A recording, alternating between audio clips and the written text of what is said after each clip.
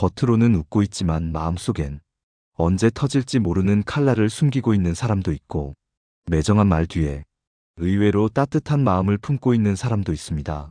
그렇기에 우리는 늘 묻습니다. 이 사람 믿어도 될까? 나한테 해가 되는 사람은 아닐까? 이 관계 계속 이어가도 괜찮을까? 그런데 말입니다. 사람을 판단하는 건 생각보다 쉽지 않습니다. 말은 얼마든지 꾸밀 수 있고, 행동은 얼마든지 흉내낼 수 있으니까요.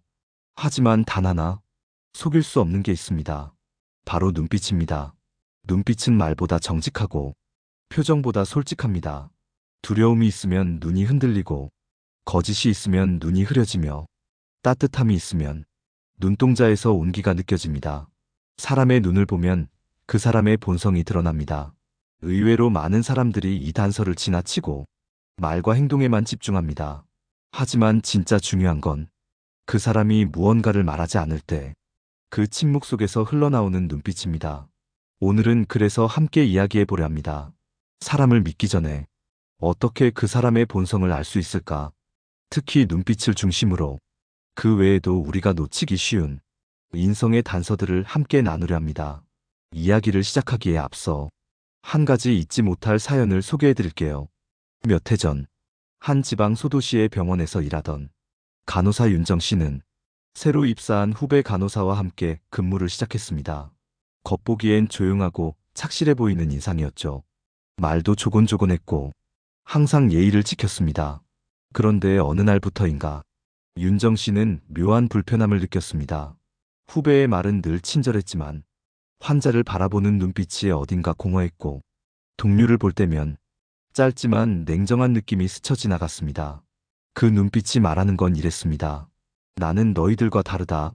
나는 여기에 오래 있지 않을 거다. 나는 지금 이 자리가 마음에 들지 않는다. 결국 몇 달 뒤 그 후배 간호사는 병원 약품을 빼돌린 혐의로 적발되어 병원을 그만두게 됐습니다. 윤정 씨는 그제야 자신이 느꼈던 이상한 기운의 정체를 깨달았습니다. 그게 바로 눈빛에서 느껴진 거짓과 이질감이었던 거죠. 이처럼 사람의 눈은 그 마음의 거울이 됩니다. 말은 신뢰를 가장할 수 있어도 눈빛은 속이지 못합니다. 그리고 우리는 그 눈을 통해 누군가의 본질을 꿰뚫을 수 있는 아주 소중한 능력을 지닙니다. 인간은 늘 선택의 순간에 놓여 있고, 그 선택에는 관계가 얽혀 있습니다. 누구를 믿고, 누구와 함께하고, 누구를 경계해야 하는지, 그 모든 판단의 시작점, 바로 눈을 보는 법에서 시작됩니다. 중국 철학자 순자는 이런 말을 남겼습니다. 눈은 마음의 창이요. 그 사람의 뜻은 눈에서 흘러나온다. 오늘 이 이야기가 당신의 인간관계에 작은 등불이 되길 바랍니다. 지금부터는 눈빛을 통해 인성을 꿰뚫어 보는 방법, 그리고 그 외에도 단번에 인성을 파악할 수 있는 구체적인 5가지 기준을 차례차례 함께 풀어드리겠습니다. 사람의 인성, 겉모습과 말투만으로는 도무지 알 수 없을 때가 많습니다. 겉으로는 친절하고 부드러워 보이지만 실제로는 뒤에서 다른 사람을 해코지하거나 자신의 이익만을 챙기는 이들도 분명 존재하니까요. 그래서 우리는 눈빛 외에도 사람의 본성을 파악할 수 있는 다양한 기준들을 갖고 있어야 합니다. 오늘은 그 중에서도 사람을 한눈에 파악하는 5가지 방법 중 첫 번째 기준에 대해 깊이 이야기해 보려 합니다. 첫 번째, 타인의 약점을 다룰 때의 태도입니다. 사람은 누구나 약점을 갖고 있습니다. 그 약점을 숨기려 애쓰고 때로는 그 약점 때문에 상처받기도 하죠. 그런데 누군가가 내 약점을 알아챘을 때 그 사람이 보이는 반응은 그 사람의 본질을 적나라하게 보여줍니다. 진심으로 나를 아끼는 사람은 그 약점을 조용히 감싸줍니다. 혹은 아무 말 없이 지나칩니다. 하지만 불순한 마음을 가진 사람은 다릅니다. 처음에는 걱정하는 척하며 묻고, 다음엔 비꼬듯 말하고, 결국엔 그 약점을 들춰내며 자신의 우위를 확인하려 듭니다. 예를 하나 들려드릴게요. 한 학부모 모임에서 오랜 시간 친하게 지낸 두 친구가 있었습니다. 한 사람은 10여 년 전 남편의 사업 실패로 인해 빚을 지고 힘든 시기를 보냈고, 다른 한 사람은 안정적인 가정을 꾸리고 있었습니다. 겉으로 보기엔 두 사람 다 우정을 소중히 여기는 듯했죠. 하지만 어느 날 다른 엄마들과의 모임 중 안정적인 가정을 꾸리고 있던 쪽이 술기운에 이렇게 말했습니다. 아무튼 우리는 그 시절을 못 겪어봐서 그런 고생은 좀 뭐랄까 남 얘기 같아. 말끝은 흐렸지만 그 속엔 분명히 나는 너와 다르다는 우월감이 담겨 있었습니다. 그 한마디에 상대방은 그동안 쌓아온 신뢰가 무너져 내리는 걸 느꼈죠. 그날 이후 두 사람은 다시 예전처럼 가까워지지 못했습니다. 타인의 아픔 앞에서 조용히 고개를 끄덕이는 사람과 그 아픔을 은근히 흘리는 사람은 결코 같은 사람이 아닙니다. 여기서 질문 하나 드려볼게요. 당신이 누군가의 약점을 알게 되었을 때 그 약점이 말끝에 맴돌고 있다면 그 관계는 과연 안전할까요? 우리는 누군가의 약점을 대하는 태도 속에서 그 사람의 본성 깊은 곳을 엿볼 수 있습니다. 논어에서도 공자는 말했습니다. 군자는 남의 허물을 들추지 않는다. 소인은 그 허물로 인해 비웃고 즐긴다. 그렇습니다. 진정한 인격자는 타인의 약점을 자랑 삼아 이야기하지 않으며 그것을 자신의 우위로 삼지 않습니다. 오히려 조용히 감싸고 말없이 지나갈 줄 아는 사람. 그런 사람은 가까이 할수록 마음이 편해집니다. 살다 보면 우리도 모르게 타인의 아픔을 가볍게 여길 수 있습니다. 하지만 그 순간을 조심해야 합니다. 나 역시 누군가에게 그런 인물로 기억되지 않도록 말이죠. 우리가 인간관계에서 진짜로 지켜야 할 것은 어쩌면 관계 그 자체보다 그 관계 속에서 지켜야 할 예일지도 모릅니다. 약점을 건드리는 사람을 피하는 것, 그리고 그런 사람이 되지 않기 위해 스스로를 돌아보는 것, 그것이 관계에서 가장 중요한 출발점입니다. 두 번째, 자신보다 약한 사람에게 하는 행동입니다. 사람은 누구나 자기보다 힘이 더 센 사람에게는 조심합니다. 눈치를 보고 말을 아끼고 표정을 관리하죠. 그런데 자신보다 약해 보이는 사람 앞에서는 그 본색이 드러나기 시작합니다. 이를테면 식당에서 종업원에게 함부로 말하거나 길에서 노인을 무시하거나 택배기사에게 고압적인 태도를 보이는 사람. 이런 장면을 한 번쯤은 보셨을 겁니다. 그건 단순한 버릇이 아닙니다. 그 사람의 인성이 거기 그대로 담겨 있습니다. 예전에 제가 상담했던 한 여성분의 사연이 떠오릅니다. 직장에서 함께 일하던 동료가 있었는데 겉보기엔 누구보다 다정했고 상사 앞에선 늘 웃는 얼굴로 배려하는 말투를 썼다고 해요. 그래서 처음엔 정말 괜찮은 사람이라고 생각했답니다. 하지만 어느 날 청소를 하시던 아주머니가 실수로 그 동료의 책상에 물을 조금 흘리는 일이 있었습니다. 그때 그 동료는 얼굴을 일그러뜨리며 말했답니다. 어디 손이 없어요? 일을 하려면 제대로 하시든가요? 그 순간 그 여성분은 마음이 철렁 내려앉았다고 했습니다. 자신이 알던 사람과는 전혀 다른 모습이었으니까요. 그날 이후 그 동료를 다시는 예전처럼 보지 못했다고 합니다. 우리는 이런 장면을 통해 그 사람이 진짜 어떤 사람인지 알 수 있습니다. 특히나 아무런 이득도 없고 힘의 균형이 명백하게 깨진 상황에서 보여주는 행동이야말로 그 사람의 바닥입니다. 혹시 당신 곁에 자기보다 약해 보이는 사람에게만 거칠고 힘 있는 사람 앞에서는 고분고분한 이가 있다면 그 사람과의 관계를 다시 생각해 보는 게 좋습니다. 반대로 자신보다 약한 존재에게도 늘 존중을 담아 말하고 고마움을 먼저 표현하는 사람이라면 그 사람은 관계에 진심이 깃든 사람일 확률이 높습니다. 공자도 이런 말을 남겼죠. 덕 있는 사람은 외롭지 않다. 늘 그 곁에 사람이 모이게 된다. 사람은 결국 어떤 위치에 서 있든 타인을 대하는 태도에서 자신의 품격을 드러내게 됩니다. 여기서 다시 한번 스스로에게 물어봐야 합니다. 나는 약한 사람 앞에서 어떤 모습을 보이고 있는가?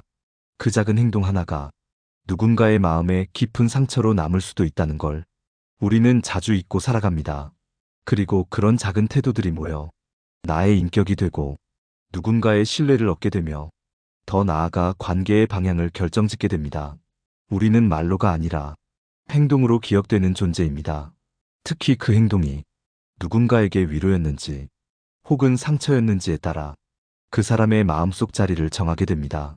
작고 보잘것없는 일에도 예의를 지키는 사람, 힘없는 이에게도 존중을 잊지 않는 사람, 그 사람이야말로 곁에 두고 싶은 인물입니다. 세 번째, 실수를 대하는 자세입니다. 사람은 누구나 실수합니다. 완벽한 사람은 없고 어떤 순간엔 말 한마디로 누군가를 상처 입히기도 하고 엉뚱한 판단으로 곤란한 상황을 만들기도 하죠. 그래서 중요한 건 실수 자체가 아니라 그 실수를 어떻게 대하느냐에 있습니다. 진심으로 미안해하고 그 잘못을 바로잡으려 노력하는 사람은 누구에게나 신뢰를 얻습니다.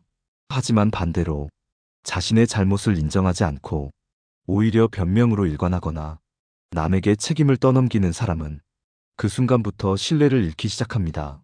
몇 년 전 회사에서 함께 일했던 한 과장님의 이야기를 해볼까요? 회의 중 한 직원이 프로젝트 데이터 일부를 잘못 정리해 팀 전체가 불이익을 받을 뻔한 일이 있었습니다. 분위기는 얼어붙었고 모두가 그 직원을 바라봤죠. 그때 과장님은 그 자리에서 이렇게 말했습니다. 이번 건 제 책임입니다. 제가 최종 확인을 놓쳤습니다. 앞으로 다시는 이런 일 없도록 하겠습니다. 그 말을 들은 직원은 눈시울이 붉어졌습니다. 자신의 실수를 감싸주는 그 말 한마디에 그는 이후로 누구보다 성실하고 조심스러운 직원이 되었죠. 하지만 같은 부서의 다른 상사는 달랐습니다. 회의에서 작고 사소한 착오가 생겼을 때 내가 시킨 건 맞는데 그걸 그렇게 받아들이는 건 문제가 있다며 애매하게 책임을 돌렸고 그럴 때마다 팀원들의 얼굴엔 서운함과 멀어지는 마음이 스며들었습니다. 사람의 인성은 위기 앞에서 가장 정확히 드러납니다. 평소엔 누구나 상냥하고 친절할 수 있습니다. 하지만 문제가 생겼을 때 내가 어떤 자세를 보이느냐에 따라 타인은 나를 신뢰할지 거리를 둘지를 결정하게 됩니다. 실수를 인정하고 사과하는 건 자존심이 낮아서가 아닙니다. 오히려 큰 사람만이 자신의 부족함을 고백할 수 있는 용기를 가집니다. 그리고 그런 용기 앞에서 사람들은 마음을 열고 더 깊은 관계로 나아가게 됩니다. 고대 로마의 철학자 키케로는 말했습니다. 사람의 진가는 그가 실수했을 때 드러난다. 우리는 누군가의 잘못보다 그 잘못을 대하는 태도를 더 오래 기억합니다. 혹시 지금 실수한 사람 앞에서 비난보다는 이해를 선택할 수 있는가? 자신의 부족함을 인정하고 정면으로 마주할 수 있는 용기가 있는가? 이 두 가지는 사람을 판단하는 데 있어 무엇보다 중요한 기준이 됩니다. 그리고 이런 태도를 가진 사람은 어떤 자리에서든 존경을 받게 됩니다. 그 사람의 말보다 행동이 진정성을 증명해주기 때문입니다. 그러니 지금 누군가의 말보다 그가 문제 앞에서 어떤 선택을 하는지를 조용히 지켜보세요. 그 속에 그 사람의 인성이 숨어 있습니다. 네 번째, 이익이 걸린 상황에서의 선택입니다. 사람의 본성은 이득 앞에서 가장 명확히 드러납니다. 평소엔 도덕적인 척, 정의로운 척 해오던 사람도 자신에게 직접적인 이익이 걸린 순간 전혀 다른 얼굴을 드러내곤 하죠. 어쩌면 이 순간이 우리가 가장 주의 깊게 봐야 할 인성의 시험대일지도 모릅니다. 제가 아는 한 퇴직 공무원분의 이야기입니다. 그분은 정년을 몇 해 앞두고 지역의 공공시설을 위탁 운영하는 업체와 계약 심사를 맡게 됐습니다. 서류상으론 모든 업체가 엇비슷했고 결정권이 전적으로 그분에게 있었습니다. 어느 날 지원한 업체 중 한 곳에서 그에게 조용히 봉투 하나를 건넸다고 합니다. 이건 그냥 마음입니다. 심사에 참고만 해주십시오. 그 안에는 꽤 많은 금액이 들어있었죠. 그분은 말없이 그 봉투를 들고 그 자리에서 바로 돌려주며 이 한마디만 했다고 합니다. 당신은 지금 내 마지막을 더럽히려 하고 있어. 그리고는 객관적인 기준만을 근거로 가장 적절한 업체를 선정했습니다. 그 일은 아무에게도 알려지지 않았지만 그분을 가까이에서 지켜본 몇몇 사람은 그때부터 그를 진짜 어른이라 불렀습니다. 그렇습니다. 이익 앞에서 자신의 기준을 잃지 않는 사람, 눈앞의 유혹에도 흔들리지 않고 원칙을 지키는 사람, 그 사람이 바로 신뢰할 수 있는 인물입니다. 반대로 사소한 이익에도 쉽게 마음이 기울고 자신의 입지를 먼저 계산하며 상대를 이용하는 태도를 보이는 사람은 언제든 내게도 등을 돌릴 수 있는 사람입니다. 당신도 한 번쯤은 작은 거래, 부탁 혹은 선택의 기로에서 상대방이 갑자기 변하는 모습을 본 적 있지 않나요? 그건 그 사람이 바뀐 게 아닙니다. 이익 앞에서 그 사람의 본성이 드러난 것일 뿐입니다. 고사성어 중에 견물생심이라는 말이 있습니다. 눈으로 보면 마음이 생긴다는 뜻인데 이는 곧 사람의 마음이 얼마나 쉽게 요동치는지를 말해줍니다. 그러나 진짜 인격자란 눈으로 본 것에 흔들리지 않고 마음속 기준을 따라 움직이는 사람입니다. 우리는 이런 사람을 만나면 압니다. 자신과의 약속을 지키고 타인에게도 같은 잣대를 적용하는 사람. 그 앞에서는 마음이 놓이고 관계가 단단해집니다. 어느 날 뜻하지 않은 유혹이 당신 앞에 놓일 수도 있습니다. 그때 당신은 어떤 선택을 하시겠습니까? 지금까지 쌓아온 신뢰와 품격을 지킬 수 있습니까? 그리고 만약 누군가의 선택을 지켜볼 기회가 있다면 그가 어떤 이익 앞에서 무엇을 우선하는지를 살펴보세요. 그 속에 그 사람의 진심이 담겨 있습니다. 그리고 그 순간이야말로 진짜 관계의 민낯을 마주하는 시간입니다. 다섯 번째, 혼자 있을 때의 행동입니다. 사람은 타인의 시선이 닿지 않을 때 비로소 본 모습을 드러냅니다. 누가 보고 있을 땐 바르게 행동하다가도 아무도 없을 땐 전혀 다르게 구는 사람. 그 사람의 본성은 언제나 혼자 있을 때의 행동에 담겨 있습니다. 한 노부부의 사연을 들려드릴게요. 이 부부는 시골 작은 마을에서 30년 넘게 슈퍼를 운영해 왔습니다. 손님이 많지 않았지만 항상 깨끗하고 정돈된 가게였고 동네 사람들은 그 부부를 무척 믿고 따랐습니다. 어느 날 도시에서 자라 방학 때마다 할아버지 가게에 오던 손녀가 이상한 장면을 목격하게 됩니다.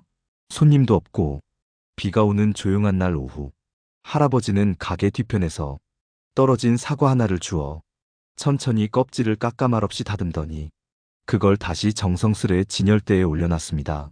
손녀는 묻습니다. 할아버지, 그거 그냥 버려도 되잖아. 누구도 안 보는 걸 뭐하러 그래요? 그때 할아버지가 이렇게 말합니다. 내가 보고 있어. 그리고 말이지. 사람은 혼자 있을 때도 자신답게 살아야 한다. 이 말을 들은 손녀는 그날 이후 그 무엇보다 양심이라는 것이 얼마나 소중한지 마음 깊이 새기게 되었다고 합니다. 그렇습니다. 사람의 진짜 모습은 혼자 있을 때 나옵니다. 길에서 쓰레기를 줍는 사람, 공공 화장실에서 물을 한 번 더 내리는 사람, 엘리베이터 거울을 닦는 사람. 그 누구도 칭찬하지 않지만 그는 자기를 속이지 않는 사람입니다. 누가 시켜서가 아니라 자신의 기준에 따라 움직이는 사람.